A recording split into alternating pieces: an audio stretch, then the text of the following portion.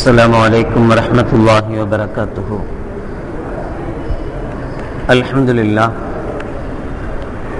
لله نحمده ونستعينه ونستغفره ونعوذ بالله من شرور أنفسنا ومن سيئات أعمالنا. من يهده الله فلا مضل له ومن يضلله فلا هادي له، ونشهد أن لا إله إلا الله وحده لا شريك له، ونشهد أن محمدا عبده ورسوله. اللهم صل على سيدنا ومولانا محمد طب القلوب ودوائها وعافية الأبدان وشفائها ونور الأبصار وضيائها وعلى آله وصحبه وسلم.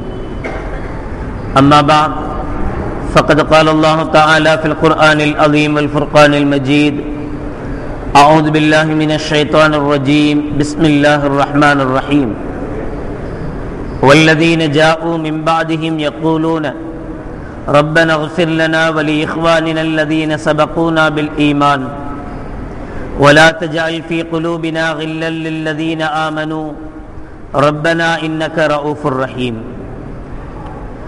قال النبي صلى الله عليه وسلم: كنت نهيتكم عن زيارة القبور فزوروها فإنها تزهد في الدنيا وتذكر الآخرة، أو كما قال عليه الصلاة والسلام. صدق الله العظيم وصدق رسوله النبي الكريم.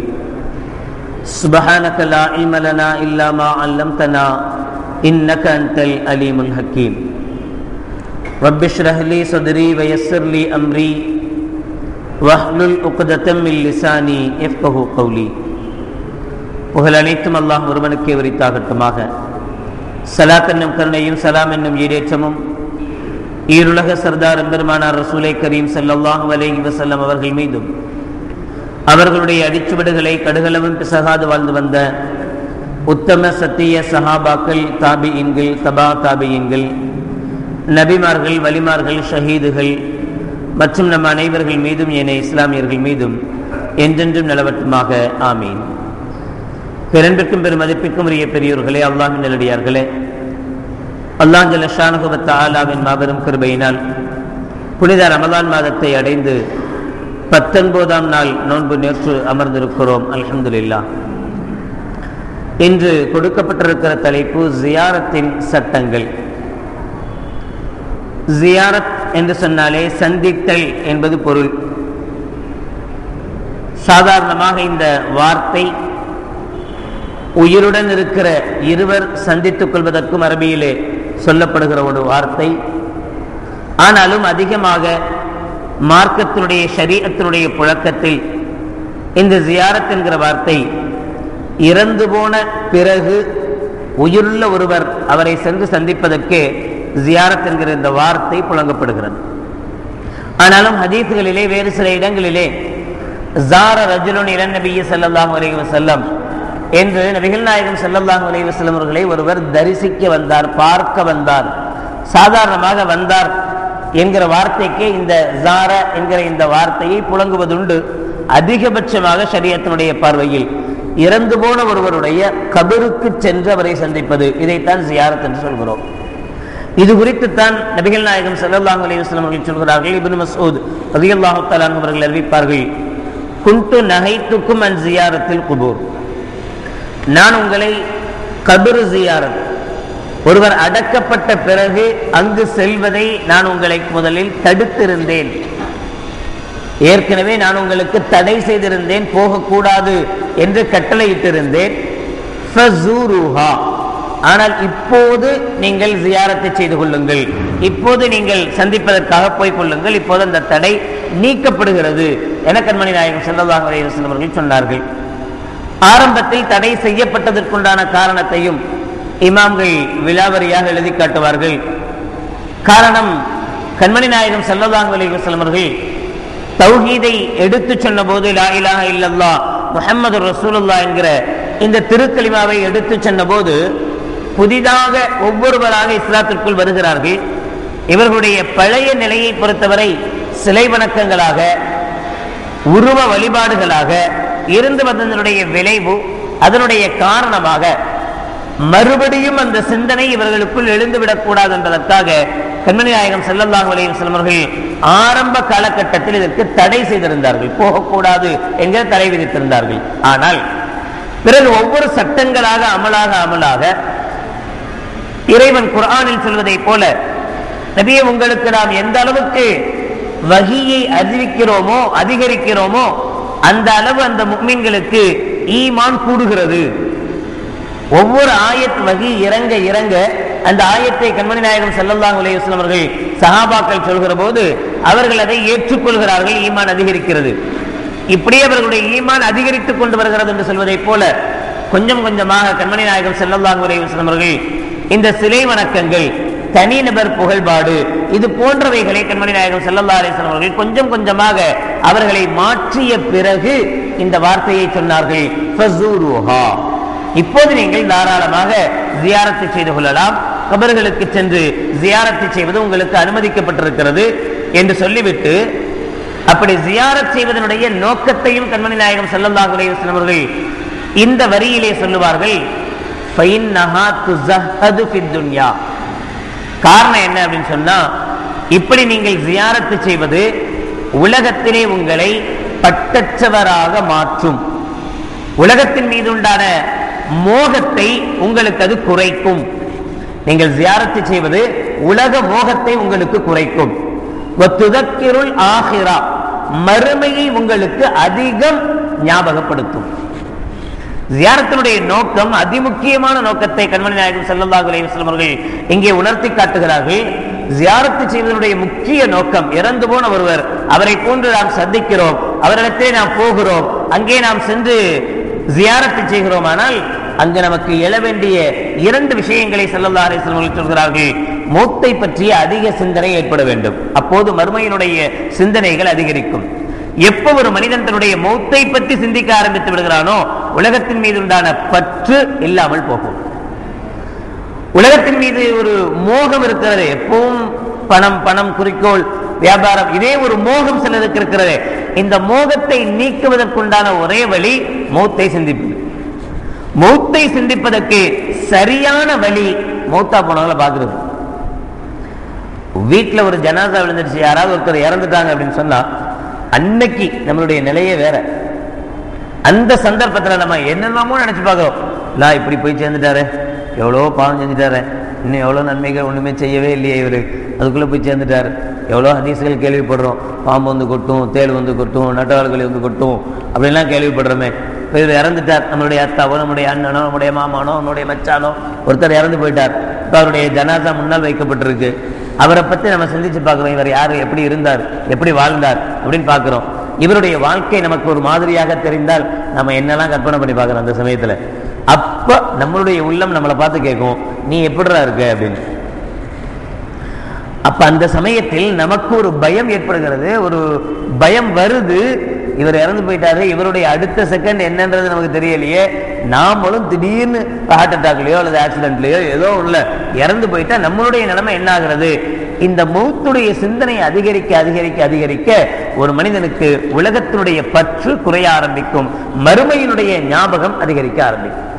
கண்மணி நாயகம் ஸல்லல்லாஹு அலைஹி வஸல்லம் அவர்கள் ஜியாரத்துடைய மிக முக்கியமான குறிக்கோளாக இதை உணர்த்தி காட்டுகிறார்கள். ஜியாரத்து செய்வதற்குண்டான அதி முக்கியமான குறிக்கோள் இது. மௌத்தை நீங்கள் அதிகம் சிந்திக்க வேண்டும், மௌத்தை பற்றி நீங்கள் அதிகம் நினைத்து பார்க்க வேண்டும். கண்மணி நாயகம் ஸல்லல்லாஹு அலைஹி வஸல்லம் அவர்களை பற்றி அபூ ஹுரைரா ரலியல்லாஹு தஆலா அவர்கள் சொல்கிறார்கள், ஸார நபியு ஸல்லல்லாஹு அலைஹி வஸல்லம் கபர உம்மிஹி. ஸல்லல்லாஹு அலைஹி வஸல்லம் அவர்கள் தன்னுடைய தாயாருடைய ஆமினா அம்மையார் அவர்களுடைய கபரை ஜியாரத்து செய்வதற்காக போனார்கள்.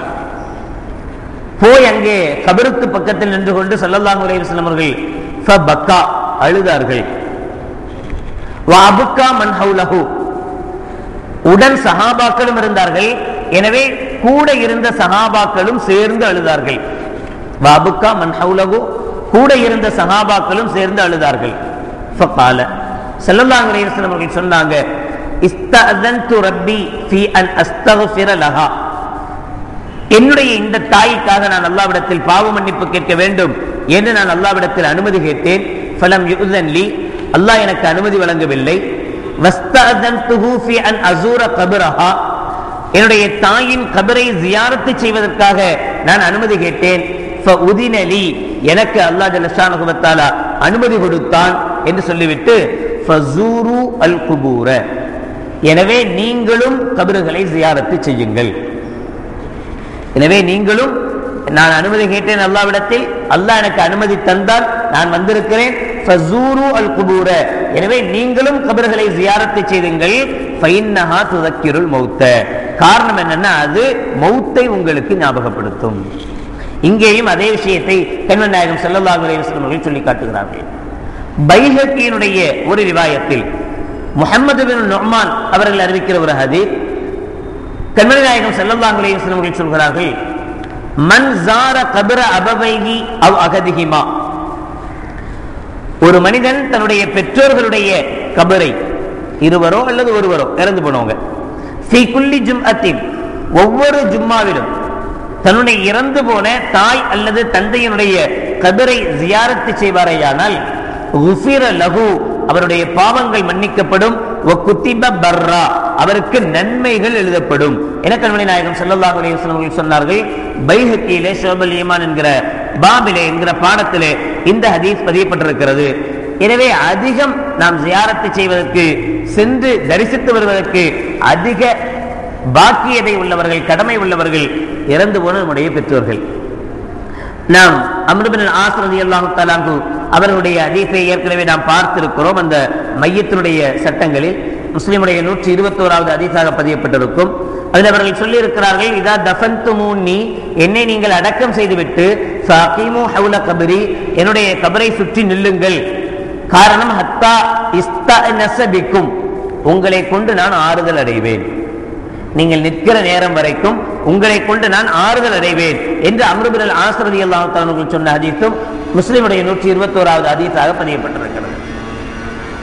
இறந்து போனவர்களை பொறுத்தமட்டில் பொதுவாக உயிர் பிரிந்த பிறகு, நம்முடைய உடலில் இருந்து ரூஹ் பிரிந்த பிறகு, அந்த ரூஹ் பிரிந்த இந்த உடலை மனிதன் மையத் என்கிறான், சலரம் என்று சொல்கிறோம். ஆனாலும் இஸ்லாமிய மார்க்கத்தை பொறுத்தவரை ரூஹ் பிரிந்த உடனே ஒட்டுமொத்தமாக அவனை செத்தவன் மதிக்கிறது இல்லை, அவரை உயிருள்ளவராகவே மதிக்க சொல்கிறது மார்க்கம்.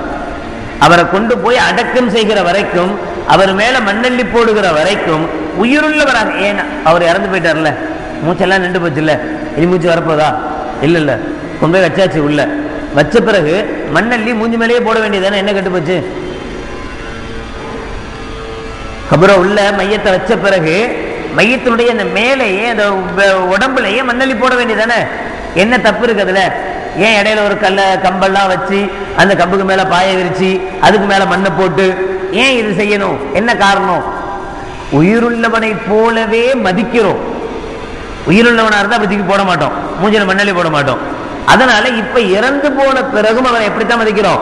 உயிருள்ளவராகவே மதிக்கிறோம். அதனால்தான் அவருக்கு பிடித்தமான தண்ணீரை கொண்டு குளிப்பாட்டுவது, அவருடைய அசிங்கம் வெளியிலே தெரிந்து விடாமல் வாசனை திரவியங்களை மையத்துக்கு பூசுவது. ஸ்மெல் வருது, குளிப்பாட்டினோன்னு ஒரே ஸ்மெல் வருது, நாத்தம் வருது. இந்த நாத்தத்தை பார்த்து அடுத்தவங்க முகம் சுளிக்க கூடாது. சி, நான் இந்த என்ன எப்படி இருந்தானோ அப்படின்ற நினைப்பு வரக்கூடாது. அப்ப அவருடைய மானத்தை காப்பாற்றுவதற்காக, அவருடைய கண்ணியத்தை காப்பாற்றுவதற்காக என்ன செய்யறோம்? சில வாசனை திரவியங்களை பூசி அந்த வாடை வெளியில வராம காப்பாற்றுறோம். ஏன் செய்யணும்? அதான் இறந்து போயிட்டாரே, இனி அவர் வாடை வந்தா என்ன வராட்டா என்ன, இந்த நேரத்தில் மண்ணோட மண்ணா போகிறதானே. இவருக்கு ஏன் இப்படியெல்லாம், அதுவும் புது துணி எடுத்து வெள்ளை துணி எடுத்து போத்தி இதெல்லாம் செய்யணுமான காரணம் என்னன்னா, இறந்த பிறகும் மார்க்கம் அவனை உயிருள்ளவனாகவே மதிக்கிறது. செத்து போயிட்டாருங்கன்னா காலத்துக்கு மிதிக்க முடியுமா? மையத்தை மிதிக்கலாமான்னு கேட்டா மார்க்கம் அனுமதி கொடுக்கல, மிதிக்க கூடாதுன்னு சொல்லுது. எந்த அளவுக்கு மிதிக்க கூடாதுன்னு சொல்லுது அப்படின்னா, ஒருவர் இறந்த பிறகு அவரை கொண்டு போய் கபர்ல அடக்கம் செஞ்சிட்டோம், கபரை கூட மிதிக்க கூடாதுன்னு கண்மணி நாயகம் ஸல்லல்லாஹு அலைஹி வஸல்லம் சொல்றாங்க. அவரை மிதிக்கிறது மட்டுமல்ல, அவர் அடக்கம் செய்யப்பட்டுட்டாரு, மண்ணுக்குள்ள போயாச்சு, அவருக்கு மேல கையில கம்ப வச்சு அதுக்கு மேல பாய மூடி அதுக்கு மேல மண்ணை போட்டு எல்லா கதையும் முடிஞ்சு போச்சு. முடிந்து போன பிறகு கூட கபருக்கு மேல் கூட நடக்காதீர்கள், கபருக்கு மேல உட்காராதீர்கள், கபருக்கு மேல மலம் ஜலம் கிடைக்காதீர்கள் என்று கண்மணி நாயகம் ஸல்லல்லாஹு அலைஹி வஸல்லம் அவர்கள் சொல்வதை பார்த்தால், அடக்கம் செய்யப்பட்ட பிறகு கூட மனிதனை மனிதனாகத்தான் இஸ்லாம் மதிக்கிறது. செத்தவனாக சடலமாக இஸ்லாம் மதிக்கல. அதனாலதான் அவருக்கு இவ்வளவு கண்ணியங்களை மார்க்கம் தருகிறது. அவருடைய கபர் அடக்கம் செய்யப்பட்டிருக்கிற இடம் கூட மதிப்புக்குரியது. மதிப்புக்குரியதுங்கிறதுனாலதான் அங்க நஜீஸ் செய்யக்கூடாது, அங்க அசுத்தம் செய்யக்கூடாது. அந்த இடத்தை அசுத்தம் செய்வது ஹராம், தப்பு, தண்டனைக்குரிய குற்றம்.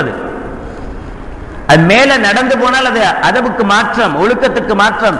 எனவே நீங்கள் கபர்களுக்கு மேலாக நடக்காதீர்கள் என்றெல்லாம் கண்மணி நாயகம் ஸல்லல்லாஹு அலைஹி வஸல்லம் அவர்கள் சொல்வதை பார்த்தால், அந்த மையித் யாரை நாம் அடக்கம் செய்கிறோமோ அவரை அடக்கம் செய்யப்பட்ட பிறகு கூட இறந்து விட்டார், ரூஹ் என்னவோ போய்விட்டது, ஆனால் நாம் அவரை உயிருள்ளவராக மதிக்கிறோம். நம்புதல் அல்ல, உயிருடன் இருக்கும் போது அவருக்கு என்ன செய்வோமோ அதையெல்லாம் இப்போதும் என்ன செய்யறோம், நாம செய்யறோம். அவர் உயிரோடு இருந்தா நஜீஸானா அசுத்தமானா அவர் குளிப்பாரு.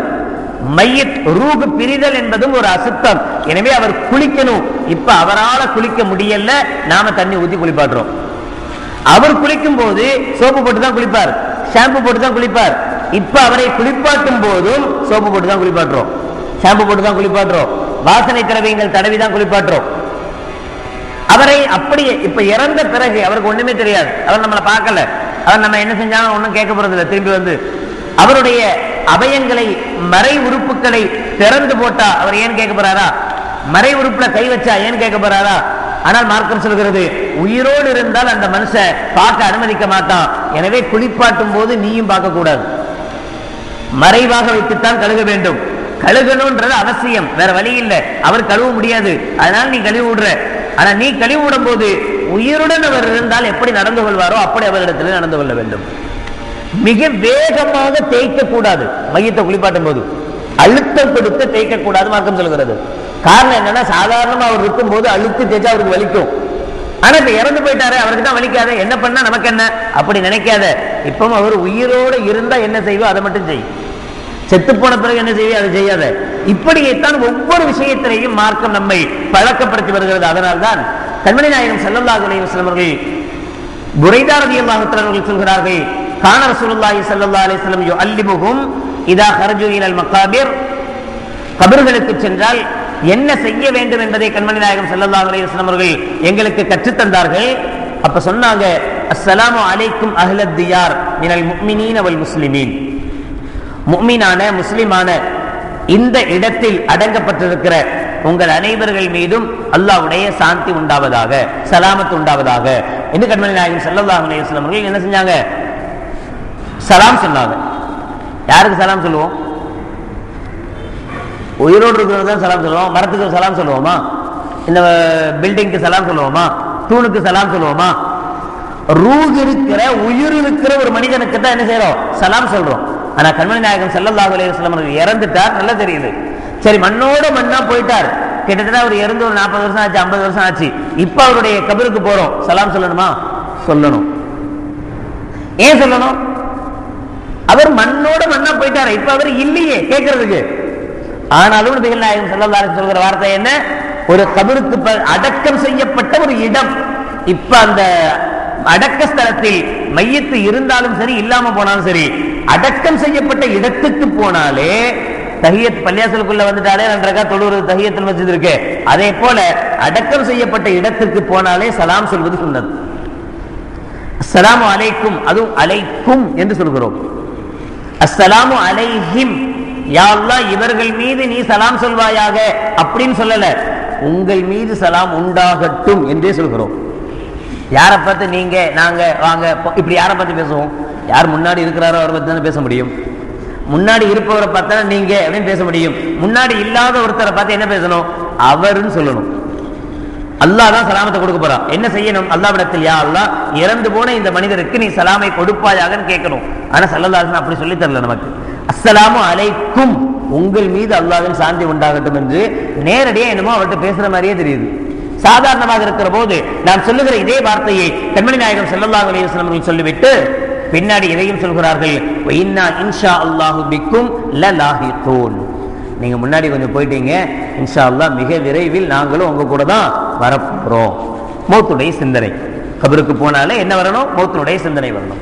நஸ்அலுல்லாஹ லனா வலக்கும் அல் ஆஃபியா, எங்களுக்கும் உங்களுக்கும் அல்லாஹ்விடத்தில் நாங்கள் பரிபூரணமான சுகத்தை கேட்கிறோம், ஆஃபியத்தை கேட்கிறோம். அவரே இறந்தே போயிட்டார், இதுக்கப்புறம் என்ன சுகம் வேணும் அவருக்கு? ஆஃபியத் அப்படின்னா உடல்ல ஏதாவது நோய்கள் இருந்து நோய் குணமாகிறதுக்கு பேர் ஆஃபியத்துன்னு சொல்லுவாங்க. நமக்கு ஜுரம் தலைவலியா இருந்தது, தலைவலியை மாத்திரை எடுத்து போட்டோம், நல்லா ஆயிடுச்சு, அல்ஹம்துலில்லாஹ் ஆஃபியத்தா இருக்கேன் அப்படின்னா தலைவலி போயிடுச்சுன்னு அர்த்தம். இருக்கிறதுலே பெரிய நோய் மௌத்து. அந்த மௌத்துக்கு பின்னாடி எந்த நோயும் வரப்போறது இல்லை. இப்ப அவருக்கு போய் எதுக்கு நம்ம ஆஃபியத்தை கேட்கணும்? நபிகள் நாயகம் ஸல்லல்லாஹு அலைஹி வஸல்லம் அவர்கள் சொன்னாங்க, நமக்கு இது வேதனை என்று சொன்னால் அவர்களுக்கு என்ன வேதனையோ, அவங்களுக்கு என்ன கஷ்டமோ. எனவே நாம் ரெண்டு பேருக்கும் சேர்த்தே கேட்போம், அல் ஆஃபியா, யா அல்லாஹ் எங்களுக்கும் சுகத்தை கொடு, உள்ள இருக்கிற அவருக்கு என்ன செய்ய சுகத்தை கொடு என்று கேட்க வேண்டும். அன்னை ஆயிஷா ரலியல்லாஹு தஆலா அன்ஹா அவங்க கண்மணி நாயகம் ஸல்லல்லாஹு அலைஹி வஸல்லம் கிட்ட கேட்கிறாங்க, கைஃபா அகூலு யா ரசூலல்லாஹ் தானி ஃபீ ஜியாரத்தில் கபூர். யா ரசூலல்லாஹ் கபர் ஜியாரத்தை செய்யும் போது என்ன சொல்லணும், எப்படி நடந்துக்கணும், என்ன செய்யணும் என்று ஆயிஷா அவர்கள் கேட்கிறார் ரலியல்லாஹு தஆலா அன்ஹா. கேட்டபோது ஸல்லல்லாஹு அலைஹி வஸல்லம் சொன்னாங்க, கூலி அஸ்ஸலாமு அலா அஹ்லி தியாரி மினல் முஃமினீன வல் முஸ்லிமீன் வ யர்ஹமுல்லாஹுல் முஸ்தக்திமீன மின்னா வல் முஸ்தஅகிரீன்.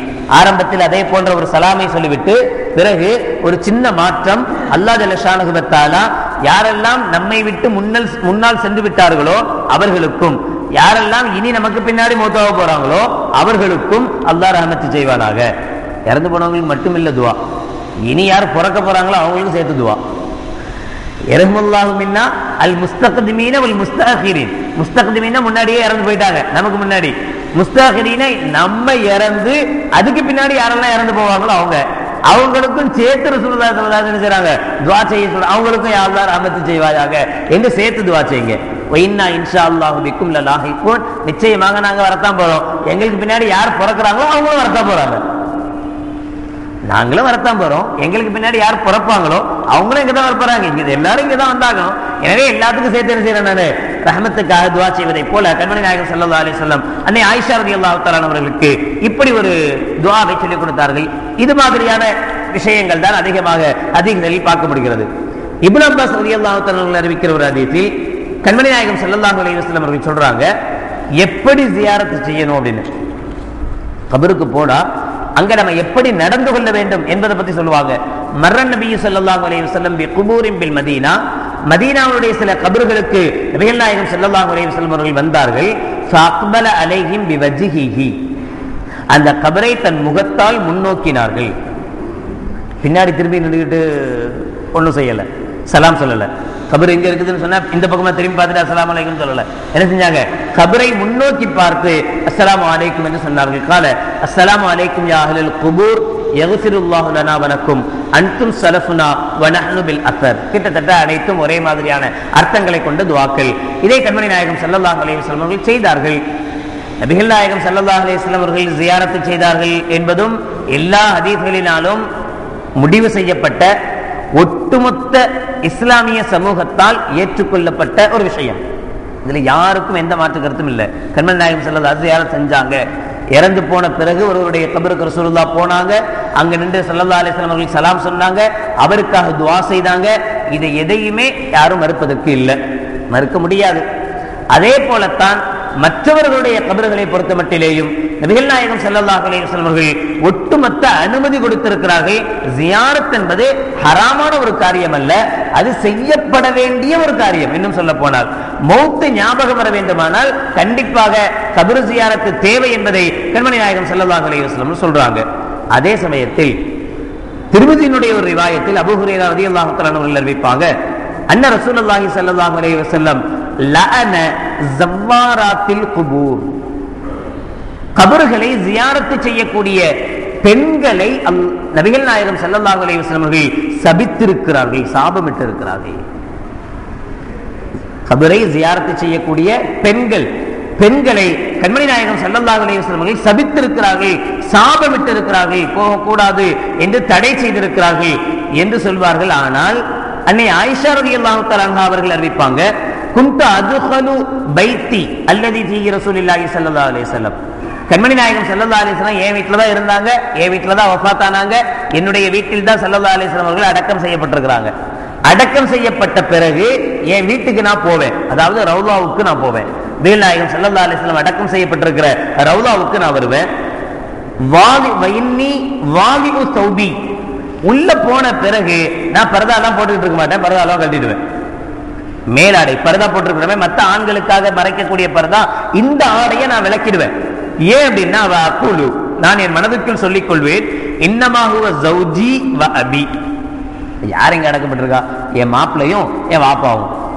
அபூபக்கர் சித்திக் ரலியல்லாஹு தஆலா அவர்களும் அடக்கம் செய்யப்பட்ட பிறகு கூட ஆயிஷா ரலியல்லாஹு தஆலா சொல்றாங்க, நான் என்னுடைய வீட்டுக்குள்ள போவேன், 2 பேர் இருப்பாங்க. யாரு? ஸல்லல்லாஹு அலைஹி வஸல்லம் அவர்களும் அபூபக்கர் சித்திக் ரலியல்லாஹு தஆலா அவங்களும் இருப்பாங்க. அதனால நான் மேலாடைகளை, அதாவது புர்காக்கள் எல்லாம் கலட்டிட்டு சாதாரணமாக எப்போ இருக்கிற மாதிரி நான் உட்காருவேன். ஏன் அப்படின்னா எங்க அத்தாவும் என் மாப்பிள்ளையும் தானே இருக்கிறாரு அப்படின்னு நான் நினைச்சுக்குவேன். எப்ப ஃபலம்மா துஃபின உமர் மஅஹும் ரலியல்லாஹு தஆலா அன்ஹு, உமர் ரலியல்லாஹு தஆலா எப்போது அவர்களோடு சேர்த்து அடக்கம் செய்யப்பட்டார்களோ, ஃபவல்லாஹி அல்லாஹ்வின் மீது சத்தியமாக, மா தகல்துஹு இல்லா வ அன மஷ்தூதத்துன் அலைய தியாபி, அதற்கு பிறகு நான் என்னுடைய ஆடையை கொண்டு முழுவதுமாக போர்த்தி கொண்ட நிலையில்தான் உள்ளே நுழைவேன். ஹயாஅன் மின் உமர், உமர் ரலியல்லாஹு தஆலா அவர்கள் அவங்க மீது கொண்ட வெட்கத்தின் காரணத்தினால். ஒரு அந்நிய ஆண் வந்துட்டார் உள்ள. இவ்வளவு நாளா எங்களுடைய யார் இருந்தா? என்னுடைய அத்தாவும் என்னுடைய கணவர் மட்டும்தான் இருந்தாங்க. ஆனா இப்போ ஒரு அந்நிய ஆண் உள்ள வந்துட்டாரு. அதனால நான் என்ன செஞ்சேன், இந்த அளவுக்கு போர்த்தி கொண்டு உள்ளே போவேன், முதல்ல மாதிரி நான் ஃப்ரீயா இருக்க மாட்டேன் என்று அன்னை ஆயிஷா ரலியல்லாஹு தஆலா அவர்கள் சொல்வார்கள். இறந்து போனவர்களை கூட எப்படி கணிப்பது, உயிருள்ளவர்களாக கணிப்பது என்பதை அன்னை ஆயிஷா ரலியல்லாஹு தஆலா அவர்களுடைய இந்த ஹதீஸ் நமக்கு சொல்லுங்க. இல்லைன்னா அவங்க இறந்து போய் அடக்கம் செய்யப்பட்டாங்க, இனி அவங்க என்ன பார்க்கவா போறாங்க? இனி அவங்களுக்கு முன்னாடி எதுக்காக வேண்டி பாருங்க எங்கிற நிலை. ஆனால் அன்னை ஆயிஷா ரலியல்லாஹு தஆலா கண்மணி நாயகம் ஸல்லல்லாஹு அலைஹி வஸல்லம் அவர்கள் காட்டித் தராத ஒரு வழியை அன்னை ஆயிஷா ரலியல்லாஹு தஆலா செய்ய மாட்டாங்க. உம்முல் முஃமினீன் நம்முடைய தாய், ரசூலுல்லாஹ் சொன்ன விதைத்தான் செய்திருப்பாங்க. அப்ப கண்மணி நாயகம் ஸல்லல்லாஹு அலைஹி வஸல்லம் அவர்கள் காட்டி தந்த வழிமுறையைத்தான் அன்னை ஆயிஷா ரலியல்லாஹு தஆலா அவர்கள் செய்திருப்பார்கள். பெண்களுடைய ஜியாரத்தை பொறுத்தமட்டில் ஒட்டுமொத்த இமாம்களும் சொல்லக்கூடிய வார்த்தை இதுதான். அதாவது இந்த ஹதீஸ் கூட ஸல்லல்லாஹு அலைஹி வஸல்லம் அவர்கள் பெண்களை சபித்திருக்கிறார்கள் என்கிற ஹதீஸ் கூட இது ஏற்கனவே ஒரு பொது அறிவிப்பு தந்திருக்கிறாங்க ஸல்லல்லாஹு அலைஹி வஸல்லம், ஜூருஹா, நீங்க ஜியாரத் செய்யுங்க. அதுல ஆண்கள் பெண்கள் எந்த பாகுபாடையும் ஸல்லல்லாஹு அலைஹி வஸல்லம் காட்டல. இந்த ஹதீஸ்ல பெண்களை ஸல்லல்லாஹு அலைஹி வஸல்லம் அவர்கள் சபித்திருக்கிறார்கள் அப்படின்னு பெண்களுக்கு மட்டும் தனியா ஸல்லல்லாஹு அலைஹி வஸல்லம் சொல்லியிருக்கிறார்கள். எந்த ஹதீஸ் முன்னாடி உள்ளது? பெண்களை சபித்த ஹதீஸ் ஆரம்பமான ஹதீஸாக இருந்தால் அப்ப பின்னாடி கொடுக்கப்பட்ட அனுமதி ஆண் பெண் 2 பேருக்கு சேர்த்து. பின்னாடி உள்ளதாக இருந்தால் 2 பேருக்கு அனுமதி கொடுத்துட்டு அப்புறம் ரசூலுல்லாஹி ஸல்லல்லாஹு அலைஹி வஸல்லம் பெண்களை போக வேணாம்னு என்ன செஞ்சிட்டாங்க? தடுத்துட்டாங்க. இப்ப யாரு பெண்களை போகக்கூடாதுன்னு தடுத்துட்டான்னு சொல்லுவாங்களோ அவங்கள பத்தி பிரச்சனை இல்லை, பெண்களை வரக்கூடாதுன்னு சொல்லிடுவாங்க. சரி, ஒருவேளை யார் வரலாம்னு சொல்றாங்களோ, இது அதுக்கு முன்னாடி உள்ள ஹதீஸ். பின்னாடி ஸல்லல்லாஹு அலைஹி வஸல்லம் ஃபஸூருஹா, நீங்க ஜியாரத் செய்யுங்கன்னு பொது அனுமதி கொடுத்துட்டாங்க. இதுல ஆண் பெண் என்கிற எந்த பாகுபாடும் இல்லை அப்படின்னு சொல்றவங்க கூட சொல்லக்கூடிய வார்த்தை என்ன அப்படின்னு சொன்னா, அங்கு ஃபித்னா ஏற்படும் என்கிற பயம் இருந்தால், மார்க்கத்திற்கு முரணான காரியங்கள் நடைபெறும் என்கிற பயம் இருந்தால் அவர்கள் ஜியாரத்து செய்வது ஹராம்.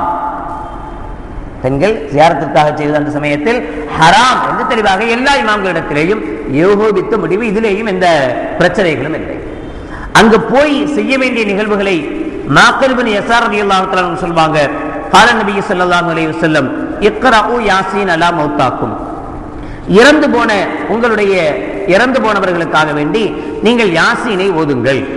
ஓதி அதனுடைய தவாப என்ன செய்யணும்? அவங்களுக்காக எடுத்து சொல்லணும், அல்லாஹ்ட்ட துஆ செய்யணும், யா அல்லாஹ் இதனுடைய தவாப, இதனுடைய கூலியை இங்க அடக்கப்பட்டிருக்கிற என்னுடைய தாய்க்கோ என்னுடைய தகப்பனுக்கோ எங்க அண்ணனுக்கோ மாமனுக்கோ மச்சானுக்கோ இவர்களுக்கு நீ கொடுப்பாயாக என்று நாம் சொல்லக்கூடிய இந்த நிகழ்வு. இதுதான் ஈசால் தவாப் அப்படின்னு சொல்லுவோம். ஏன் இப்படி சொன்னா அது என்ன பிரயோஜனம்? இப்ப ஏதாவது பிரயோஜனம் இருக்கா அப்படி சொல்றதுனால? அவங்களுக்கு போய் மறுபடியும் போய் அது போய் சேரப்போதா? நம்ம ஓதுறதுனால அவங்களுக்கு போய் சேருமா?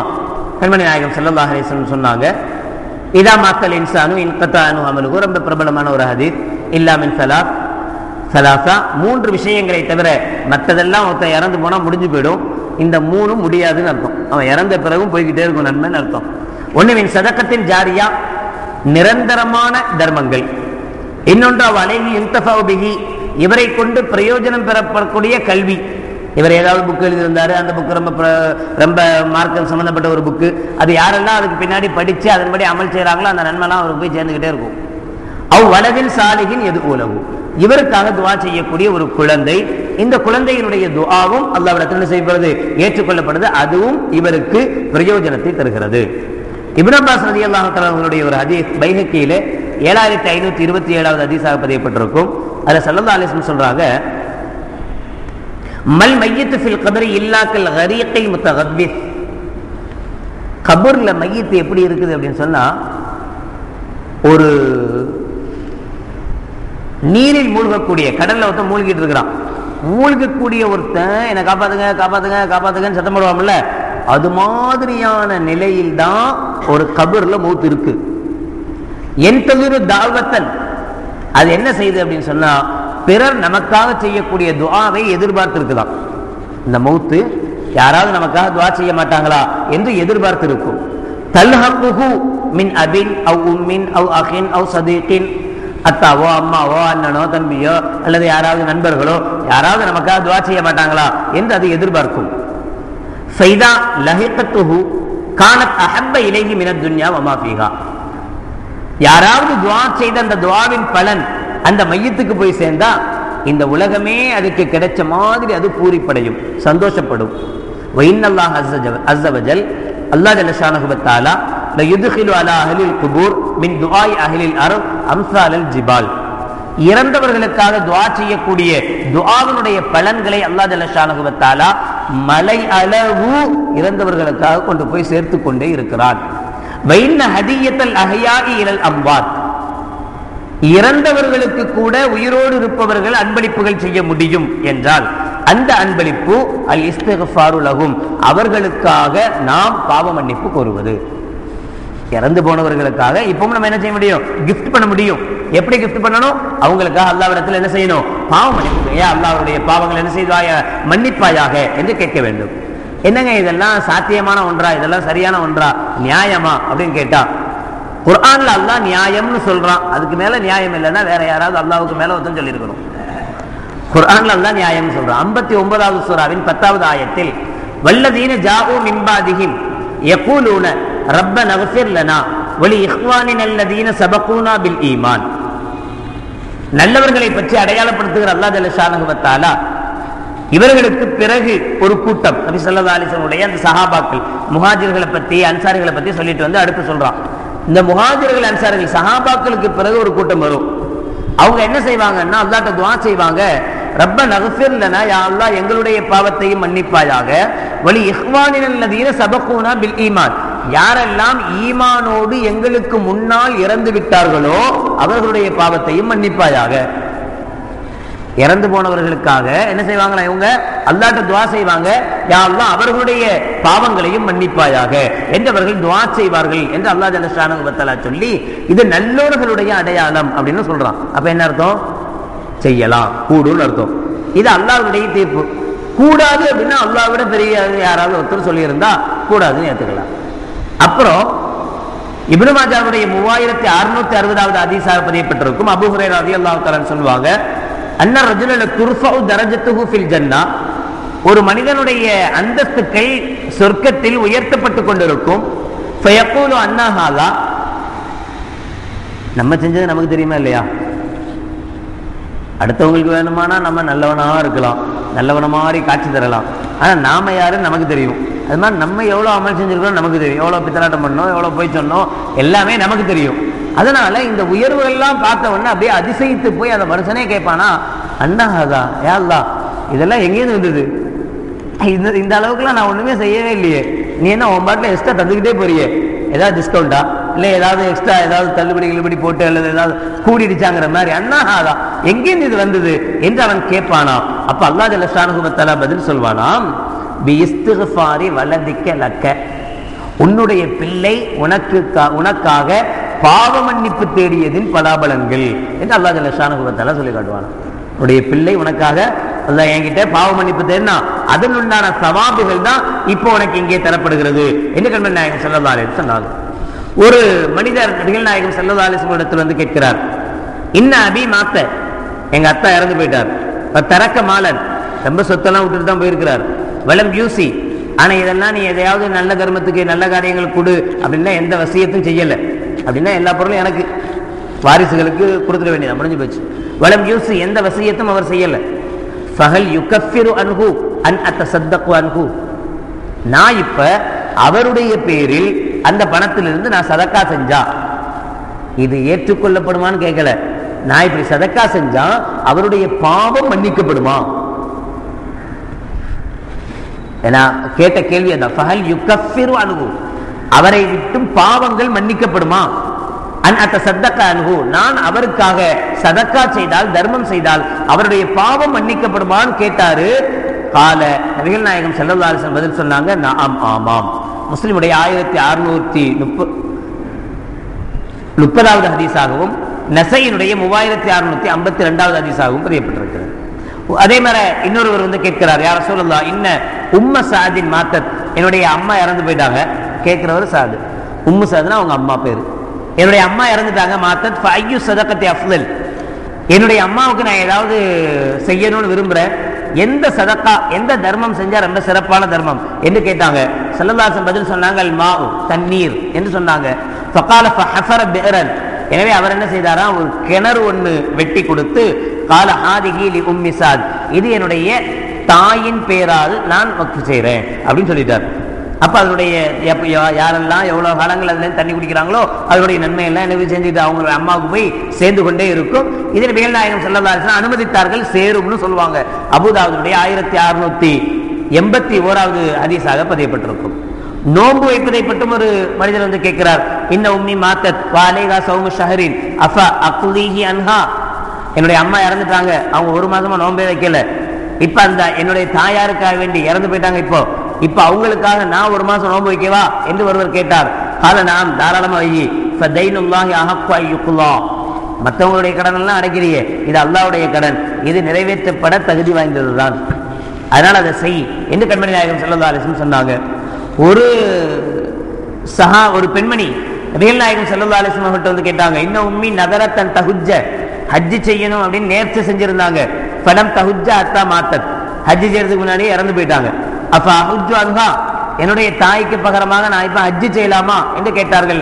கால நஅம் ஹுஜ்ஜி அன்ஹா, ஆமா கண்டிப்பா நீ என்ன செய், உன்னுடைய தாய்க்காக ஹஜ் செய். அரஐத்தி லவ் கான அலா உம்மிக தைனுன் அகுன்தி காலியத்தன், உங்க அம்மா ஏதாவது கடனெல்லாம் விட்டு வாங்கிட்டு போயிருந்தாங்கன்னா அந்த கடனெல்லாம் நீ கொடுக்க மாட்டே, அது மாதிரிதான் இதுவும் என்று கண்மணி நாயகம் ஸல்லல்லாஹு அலைஹி வஸல்லம் அவர்கள் விளக்கமும் தந்தார்கள். இப்படி ஒவ்வொரு விஷயங்களிலேயும் போய் சேரும், அவர்களுக்கு அதனுடைய பலாபலன்கள் போய் சேரும். நாம் ஓதக்கூடிய, நாம் துஆ செய்யக்கூடிய துஆக்களுடைய பலன்கள் இறந்து போனவர்களை போய் சேரும் என்று குர்ஆனின் மூலமாகவும் கண்மணி நாயகம் ஸல்லல்லாஹு அலைஹி வஸல்லம் வாழ்வியல் மூலமாகவும் நிரூபிக்கப்பட்ட ஒன்று மட்டுமல்ல.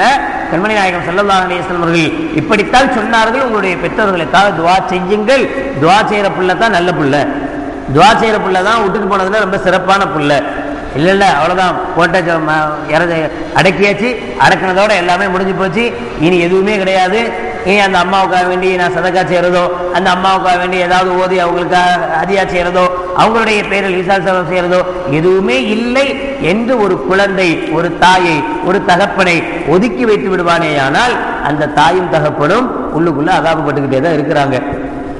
ஸல்லல்லாஹு அலைஹி வஸல்லம் சொல்லுவாங்க, ஒரு மனிதன் ஒரு குழந்தை குர்ஆனை துறந்து அல்ஹம்துலில்லாஹி ரப்பில் ஆலமீன் என்று ஓத ஆரம்பித்தால் அந்த குழந்தையினுடைய பெற்றோர்களுக்கு அதாபுகள் குறைக்கப்படும். வலவ் கானா காஃபிரைனி, அந்த ரெண்டு பேரும் காஃபிராக இருந்தாலும் சரியே. முஸ்லிமில் இடம்பெற்றிருக்கிற ஒரு ஹதீஸ். ஒரு குழந்தை அல்ஹம்துலில்லாஹி ரப்பில் ஆலமீன் ஓதுனா அதனுடைய சவாபின் காரணத்தினால குழந்தையினுடைய பெற்றோருடைய பாவங்கள் மன்னிக்கப்படுகிறது, அவங்களுடைய அதாபு குறைக்கப்படும்.